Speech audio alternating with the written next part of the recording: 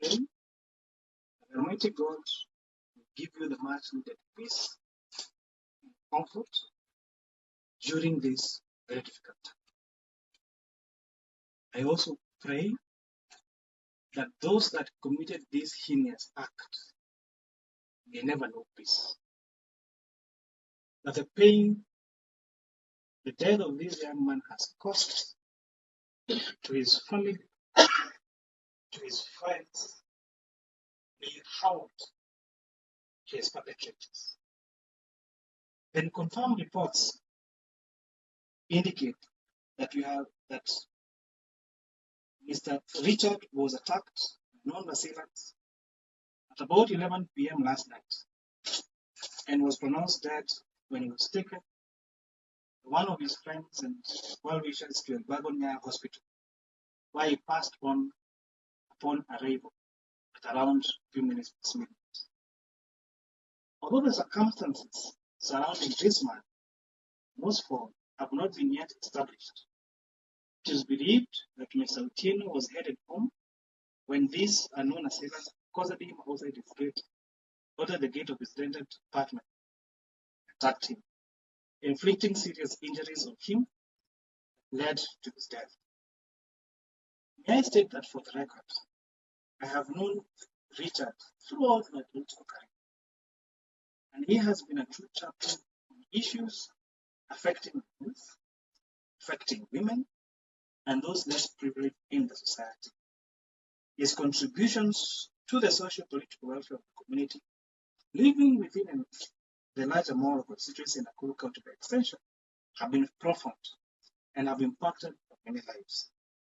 I have on various occasions celebrated his contributions to the social well-being of people with great admiration and gratitude. Fortunately, the cruel hand of death has daunted one of Moro's true sons, whose bravery, steadfastness, and courage, even in times of adversity, even when you do not agree with Richard, you admire his courage, steadfastness. And this courage, steadfastness has really been dropped from the great of Moro people, something that touches us in many ways and we deeply regret.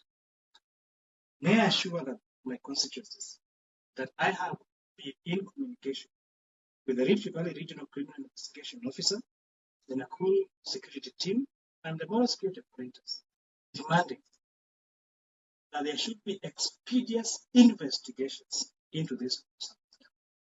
And whoever is involved, and I repeat, whoever is involved must and should be brought to justice. Because the way to justice is finding those with resilience, civility, and give our security agencies the opportunity to conduct an investigation into this crime. And I pray that justice shall prevail. However, as the investigative agencies were getting ready to carry out investigations,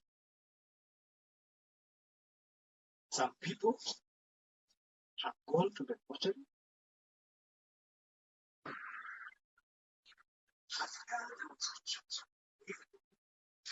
and we all know what we have done to his body.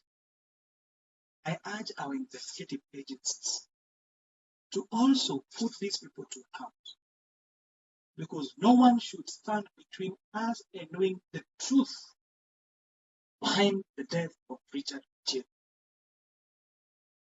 And there should be investigations, including how a body was forcibly taken from a hospital a few meters from a police station.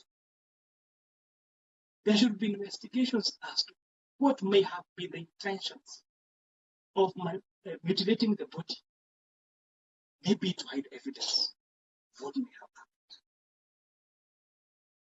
happened. As we allow political competition, it should never get to this level.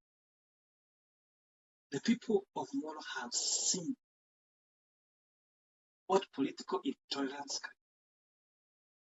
Most of us are still hurting from 1992 crashes, from 2007 crashes, and too many other crashes that have happened.